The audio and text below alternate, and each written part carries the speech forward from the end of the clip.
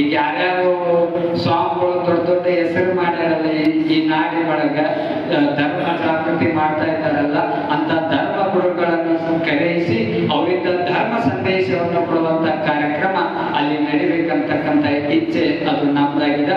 ಮತ್ತ ಇನ್ನೊಂದೇನಂತಂದ್ರ ಒಂದನೇದು ಪ್ರವಚನ, ಎರಡನೇದು ಸಂಗೀತ, ಮೂರನೇದು ದಾಸೋಹ, ನಾಲ್ಕನೇದು ಪ್ರತಿದಿನ ಒಬ್ಬೊಬ್ಬರು ಸ್ವಾಮೀಜಿಗಳ ಒಂದು ಆಶೀರ್ವಚನ, ಐದನೇದು ಏನಂತಂದ್ರ ಅದು ನನ್ನ ಇಚ್ಛೆ ಏನಂತಂದ್ರ ಈ ಜಮಖಂಡಿ ಒಳಗ ಯಾರ್ಯಾರು ಸೇವೆ ಮಾಡ್ತಾ ಇದ್ದಾರೆ ವೈದಿಕ ರಂಗದೊಳಗ ವೈದ್ಯರು ಇರ್ತಾರಲ್ಲ ಅವರಿಗೆ, ಮತ್ತ ಯಾರು ಸೈನಿಕರಿಗೆ ಮತ್ತು ಆರಕ್ಷಕರಿಗೆ, ಪತ್ರಿಕಾ ಮಾಧ್ಯಮದವರಿಗೆ, ವಿಕಲಚೇತನರಿಗೆ, ಪೌರ ಕಾರ್ಮಿಕರಿಗೆ ಈ ಎಲ್ಲ ಸ್ವಚ್ಛ ಮಾಡುವಂತ ಪೌರ ಕಾರ್ಮಿಕರನ್ನ ಹಿಡ್ಕೊಂಡ ಯಾರ್ಯಾರು ದೊಡ್ಡ ಹುದ್ದೆ ಒಳಗೆ ಸೇವಾ ಮಾಡ್ತಾ ಇದ್ದಾರಲ್ಲ ಅವ್ರಿಗೂ ಕೂಡ ಈ ಮಠದಿಂದ ಗೌರವ ಸನ್ಮಾನ ಮಾಡ್ಬೇಕಂತಕ್ಕಂಥದ್ದು ಇಚ್ಛೆ ಅದು ನಮ್ದಾಗಿದೆ.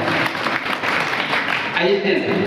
ಆರನೇದು ಏನಂತಂದ್ರ ಸಂಚಿಕೆ ಪ್ರವಚನ ಕಾರ್ಯಕ್ರಮ ಆಯ್ತು. ಬೆಳಗ್ಗೆ ಏನ್ ಮಾಡೋದಂತಂದ್ರ ಪ್ರತಿ ವಾರದ ಪಾದಯಾತ್ರೆ ಬೆಳಗ್ಗೆ ಸರಿಯಾದ ಸಮಯ 5:30, 6 ಗಂಟೆಗೆ ಆ ವಾರ್ಡ್ ಪಾದಯಾತ್ರೆ ಸ್ಟಾರ್ಟ್ ಮಾಡೋದು.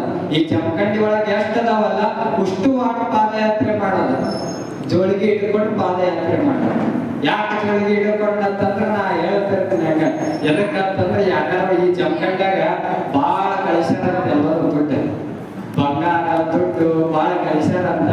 ಅದಕ್ಕೆ ಒಬ್ಬರಿಗೆ ಎಲ್ಲ ಖಾಲಿ ಮಾಡ್ಕೊಂಡು ಬರೋಣ ಅಂತ ತಿಳ್ಕೊಂಡ್ರೆ ಪ್ರತಿ ಮನೆ ಮುಂದೆ ಜೋಳಿಗೆ ಇಟ್ಕೊಂಡು ಅಡ್ಡಾಡ್ಬೇಕಂತ ನಾವು ಮಾಡಿ. ಯಾಕಂದ್ರೆ ನಮ್ಮ ಒಲೆ ಮಠ ಒಂದ್ ಸ್ವಲ್ಪ ಬಡು ಆಗೈತಿ ಇತ್ತೀಚೆಗೆ, ಸ್ವಲ್ಪ ಶ್ರೀಮಂತ ಮಾಡ್ಬೇಕಾಗಿತ್ತು. ಹಾ ನಮ್ಮವ್ ಹೇಳಕತ್ತಾವ ಅದನ್ನ ಹಿಡ್ಕೊಂಡ್ ಬರಂಗಿದ್ರೆ ನೀ ರೊಕ್ಕ ಬರಕ ಹೋಗ್ಬೇಡ ಸ್ವಾಮಿ ಅನ್ನುವಂತ ಜನನು ಅದಾರ. ಅದಕ್ಕೆ ನಾ ಜೋಳಿಗೆ ಹಿಡ್ಕೊಂಡ ಯಾವ ರೊಕ್ಕನೂ ಇಸ್ಕೊಳಕ್ ಬರುವುದಿಲ್ಲ. ನನಗೆ ರೊಕ್ಕದ ಆಸೆ ನಾ ಸಣ್ಣರಿದ್ರಾಗಿಂದನೂ ಅದು ನನಗೆ ಯಾವುದು ಕೂಡ ಇಲ್ಲ. ನನಗೇನು ಉದ್ದೇಶ ಅಂತಂದ್ರ ನನ್ನ ಈ ಓಲೆ ಮಠ ಪ್ರತಿ ಮನೆಗೂ ಕೂಡ ತಲುಪಬೇಕು. ನಾ ಮೆರಿಬೇಕಂತ ತಿಳ್ಕೊಂಡು ಈ ಮಠಕ್ಕೆ ಬಂದಿಲ್ಲ, ಈ ಮಠವನ್ನು ಮೆರೆಸ್ಬೇಕಂತ ತಿಳ್ಕೊಂಡು ಈ ಮಠಕ್ಕೆ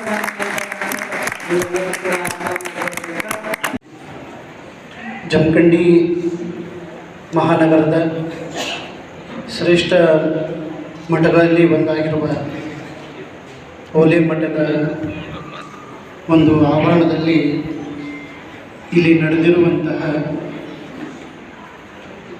ಬಸವ ಜಯಂತಿ ಪುರಾಣ ಪ್ರವಚನದ ನಿಮಿತ್ತವಾಗಿ ನಡೆದ ಒಂದು ಪೂರ್ವಭಾವಿ ಸಭೆಯ ವೇದಿಕೆ ಮೇಲೆ ಉಪಸ್ಥಿತರಿದ್ದು ಈ ಸಂಪೂರ್ಣ ಕಾರ್ಯಕ್ರಮದ ಅಧ್ಯಕ್ಷತೆಯನ್ನು ವಹಿಸಿರುವ ಸಹೋದರ ಸ್ವರೂಪರಾಗಿರ್ತಕ್ಕಂಥ ಪರಮಪೂಜ್ಯ ಆನಂದ ದೇವರಲ್ಲಿ ಕೂಡ ಶರಣಾರ್ಥಿಗಳನ್ನು ಹೇಳಿ, ಇನ್ನೋರ್ವ ಪೂಜ್ಯರಾಗಿರ್ತಕ್ಕಂಥ ವಿಶ್ವನಾಥ ದೇವರಲ್ಲಿ ಕೂಡ ಶರಣಾರ್ಥಿಗಳನ್ನ ಹೇಳಿ, ಇನ್ನೋರ್ವ ವೇದಮೂರ್ತಿಗಳಾಗಿರ್ತಕ್ಕಂಥ ವಿಶ್ವನಾಥ ಶಾಸ್ತ್ರೀಜಿಯವರಲ್ಲಿ ಕೂಡ ಶರಣಾರ್ಥಿಗಳನ್ನ ಹೇಳ್ತಾರೆ.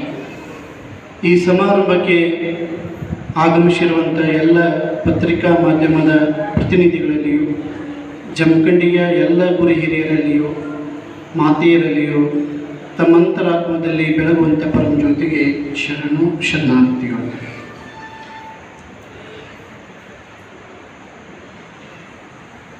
ಜಮಖಂಡಿ ಮಹಾನಗರದ